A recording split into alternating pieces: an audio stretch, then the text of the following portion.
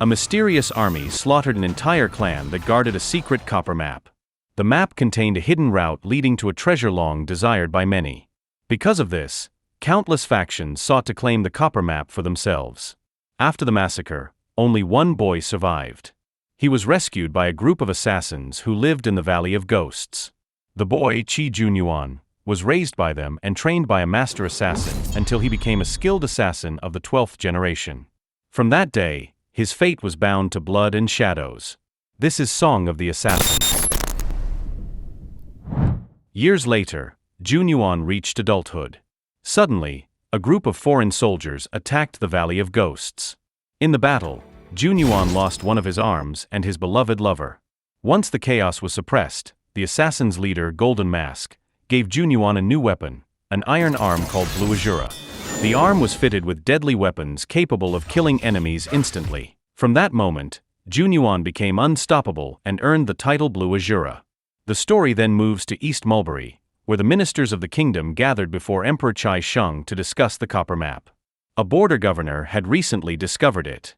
Prince Rui, the emperor's younger brother, urged an attack on the governor's territory to seize the map. General Zhao Chong disagreed and suggested diplomacy instead. He explained that the governor was greedy and corrupt, and bribery would be the best way to obtain the map. Zhao Chong asked the emperor for permission to go as a royal envoy. Emperor Chai Shung agreed but warned him to stay cautious, for the mission carried great risk. Meanwhile, in the southern pagoda, Emperor Meng Su returned to his palace after a short journey. He went directly to his beloved empress, Queen Fleur. Both had also learned of the copper map's discovery. Queen Fleur even knew that Emperor Chai Shung had already sent Zhao Chong to meet the governor. With determination, Queen Fleur promised Emperor Meng Su that she would strike down anyone who held the map and claim it for herself. The next day, Prince Rui secretly traveled to the Valley of Ghosts to meet Golden Mask. He asked for help in seizing the copper map from the border governor and eliminating General Zhao Chong. After the meeting, Golden Mask discussed the matter with Master Gue Cho. Gue Cho offered to retrieve the map himself, but Golden Mask refused and decided to send another assassin. Golden Mask then instructed Gue Cho to watch over Junyuan. He feared Junyuan might interfere, since the copper map was linked to the death of his family. The following night, during a city festival, Junyuan approached Gue Cho. He revealed that he already knew about the map and asked to take the mission. His goal was to uncover who had killed his family. Gue Cho rejected the request, explaining that Golden Mask had already assigned Ghost of Mountain to the task. The next morning, Junyuan wandered through the market and heard music coming from a nearby tent.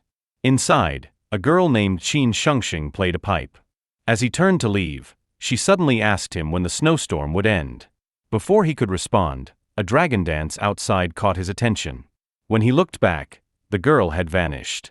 The next day, Junyuan secretly went to the border to observe the meeting between Zhao Chong and the governor Gu Zijing. Zhao Chong offered 100 bars of gold in exchange for the copper map, but Gu Zijing refused. He knew many factions wanted the map and would pay more. As part of the ceremony, a dragon dance began.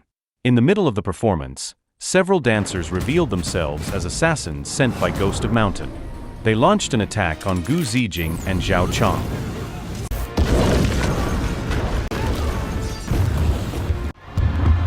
Chaos erupted in the governor's palace as the assassins fought Gu Zijing's guards.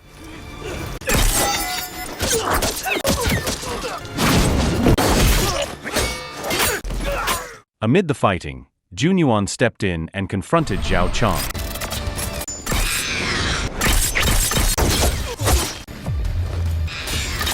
Their battle gave the assassins an opening to seize the map.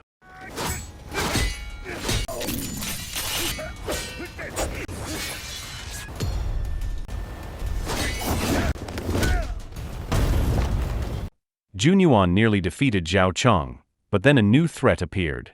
The 4 knights of the Western Territory attacked him, forcing him into a desperate fight.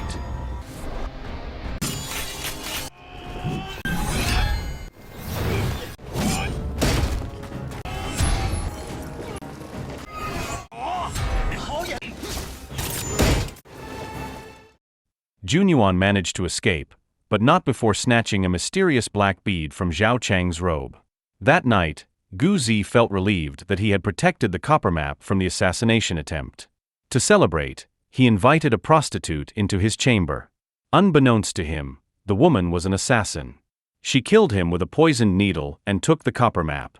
Moments later, Jun Yuan entered the chamber. He revealed that he already knew the woman's true identity. The woman removed her disguise, revealing herself as Shengsheng. Jun Yuan asked her to hand over the map, reminding her they were both from the same valley.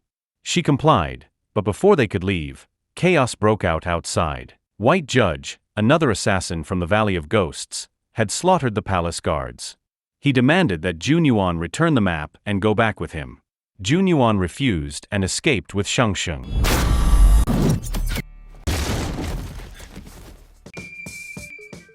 Soon after, royal troops arrived and attacked White Judge, believing he had killed the governor. On the road, Jun Yuan ran into Master Gue Chou, who had been ordered by Golden Mask to capture him. Gue Chou explained that Jun Yuan was now considered a traitor for breaking the rules and causing the deaths of other assassins during the mission. Although tasked with killing him, Gue Chou decided to spare him. He staged a fake fight so Golden Mask would not suspect betrayal.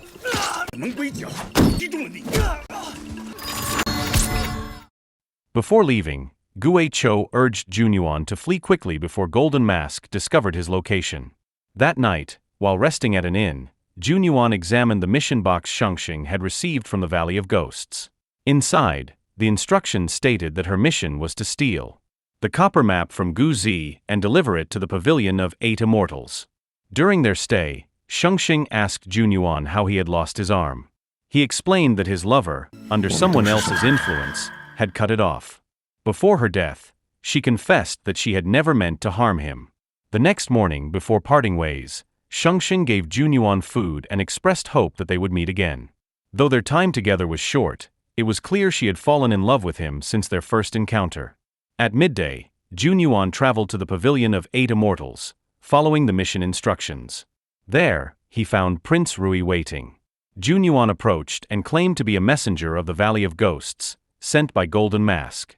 Prince Rui doubted him at first, suspecting he had learned of the plan through the master assassins. Jun Yuan denied this and explained the situation. 2 factions sought the copper map, Emperor Chai Shang with Zhao Chong of East Mulberry, and Emperor Meng Su with Queen Fleur of the Southern Pagoda. Despite this rivalry, Jun Yuan realized Prince Rui had his own motives. The one Rui truly wanted dead was Zhao Chong. For years, Emperor Chai Shang had ignored Rui's presence and instead relied on Zhao Chong as his most trusted ally. Filled with resentment, Prince Rui now sought Zhao Chang's death. Before handing over the copper map, Jun Yuan demanded to know who had ordered the 4 knights of the Western Territory to kill him. Prince Rui refused to answer, so Jun Yuan held back the map. Rui then revealed that Shengsheng had been captured and threatened to kill her unless the map was surrendered. As Rui raised his sword to slash Shengsheng's face, a mysterious assassin appeared. In an instant, he killed Rui and all the royal soldiers. The assassin was Black Judge, another figure from the Valley of Ghosts. Black Judge gave Jun Yuan a choice: return to the Valley of Ghosts or fight him to the death. Before Jun Yuan could decide, Shengsheng noticed the city had fallen silent. Outside, Queen Fleur and her vast army surrounded the city to seize the copper map.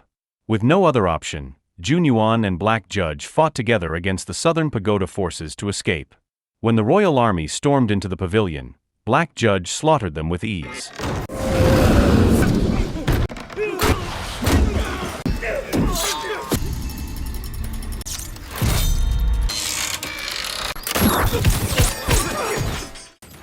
But soon, archers rained arrows on the building, forcing them to hide.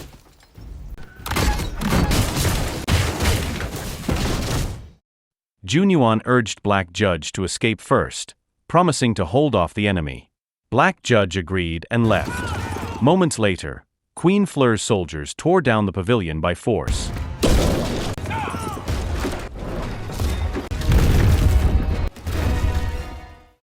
Jun Yuan told Shengsheng to run, but as she fled, the soldiers captured her.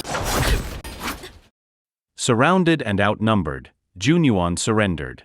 Meanwhile, Zhao Chong wrote messages to his wife, sealed them inside a black bead, and entrusted it to a monk. He then met Emperor Chai Sheng, who had already uncovered Prince Rui's betrayal and his plot to assassinate Zhao Chong.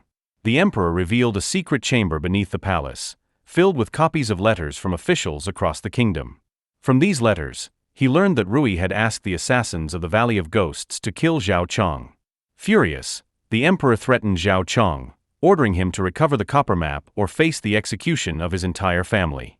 At the same time, Junyuan and Shengsheng, both captured, were brought to Queen Fleur's palace. When Queen Fleur looked at Shengsheng, she felt as if she were staring at her younger self. Shengsheng rejected the idea, insisting they shared nothing in common. For reasons she kept hidden, Queen Fleur placed a bracelet on Shengsheng's wrist with a look of guilt. Queen Fleur then declared her intent to take revenge on the one responsible for the kingdom's chaos. She revealed she had been the first to discover the copper map but had given it to Governor Gu Zi to secure a meeting with Emperor Chai Sheng at the Pavilion of Snow. That night, Queen Fleur gave Junyuan a mission: assassinate Emperor Chai Sheng during the meeting the next evening. As payment, she promised to reveal the truth behind the massacre of Junyuan's clan. The next night, the meeting finally began. East Mulberry was represented by Emperor Chai Sheng and General Zhao Chong. The Southern Pagoda was represented by Emperor Meng Su and Queen Fleur. Their purpose was to form an alliance and search together for the treasure said to be hidden in the copper map. At first, the discussions went smoothly. Both sides agreed to cooperate and avoid betrayal. But midway through the event, as Queen Fleur played welcoming music, tension rose. Junyuan suddenly stopped Zhao Chong from offering wine to Emperor Meng Su. Moments later, chaos erupted. Assassins from the Valley of Ghosts stormed the hall, sparking a brutal battle against the combined forces of East Mulberry and the Southern Pagoda. Amid the chaos, Junyuan and Shengsheng tried to seize the copper map from Emperor Chai Sheng. While soldiers clashed with assassins, a skilled assassin disguised as a performer moved to kill Emperor Meng Su. Junyuan prepared to strike him down but froze when he realized it was Master Gue Cho.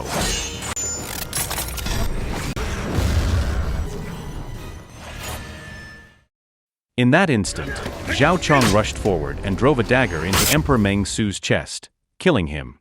Witnessing this, Junyuan and Shengsheng began to suspect that Zhao Chong and Queen Fleur were hiding something.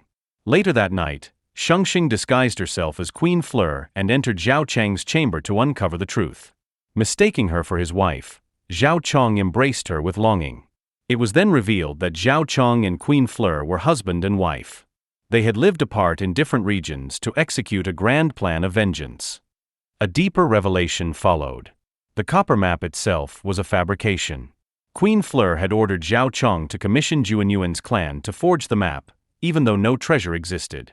The true motive behind their deception remained unclear, but Junyuan finally learned that Zhao Chong and Queen Fleur were responsible for the slaughter of his clan.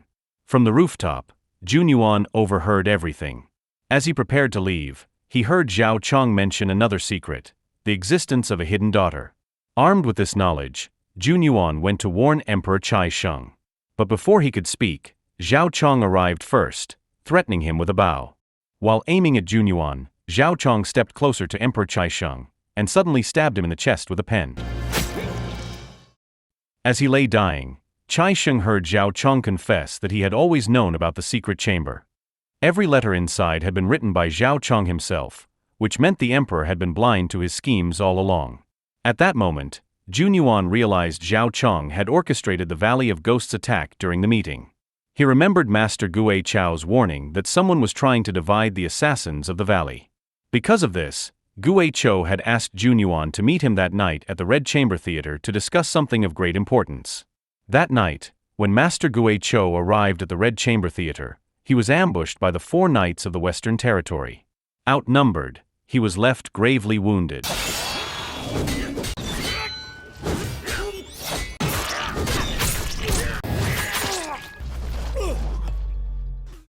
Soon after, Golden Mask appeared.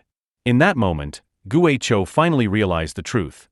Golden Mask was the one plotting to eliminate him and the other assassins. Noticing a black bead on Golden Mask's necklace, Gue Cho let himself be struck down, using the opportunity to steal the bead in secret. Moments later, Junyuan reached the theater and found Gue Cho on the ground, near death.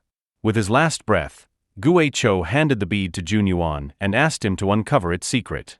Watching the master who had raised him die, Junyuan was consumed with rage. He swore to kill Golden Mask, recalling his old words about never fighting with weapons, but with strategies strong enough to reshape nations. Meanwhile, Queen Fleur became the supreme leader of the alliance between the Southern Pagoda and East Mulberry, after the deaths of Emperor Meng Su and Emperor Chai Sheng. With both kingdoms united, Zhao Chong was one step away from being crowned ruler. The next day, as the crown prince prepared to hand him the commander seal, chaos erupted outside the palace.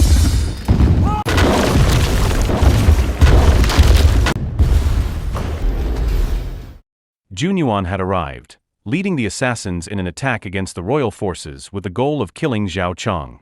Zhao Chong ordered his army to crush the intruders, while he himself moved to kill the crown prince. At this point, the scene shifted to the past, when Junyuan had revealed the truth to the assassins. Golden Mask, their leader, was none other than Zhao Chong. Inside the bead given to him by Gue Cho, Junyuan had found a letter exposing Zhao Chang's plan to slaughter all the assassins once he secured the throne. Learning this, the assassins vowed to rise up against him. Back in the present, a fierce battle broke out between the assassins and the royal forces.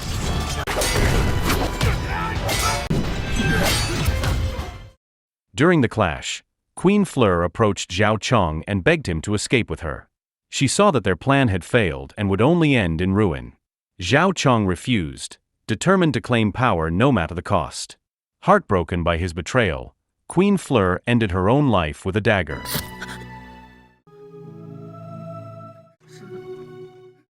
Shortly after, Junyuan arrived and found Zhao Chong weeping over her body.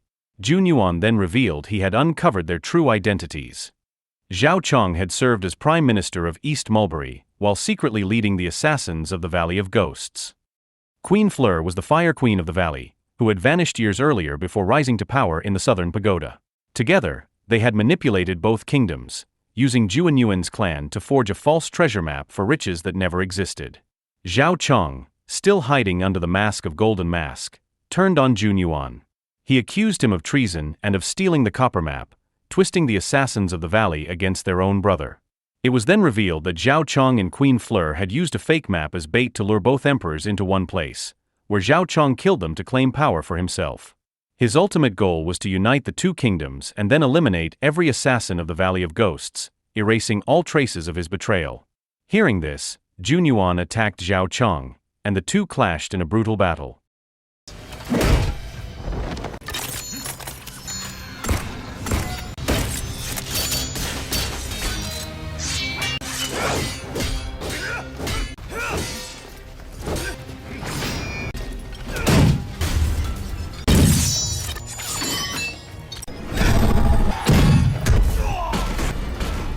The fight raged until Junyuan used the copper map to blind Zhao Chang's eyes, then cut through the chains that bound his body. Zhao Chong was hurled back and impaled on an iron spear, the blow piercing his chest and ending his life instantly.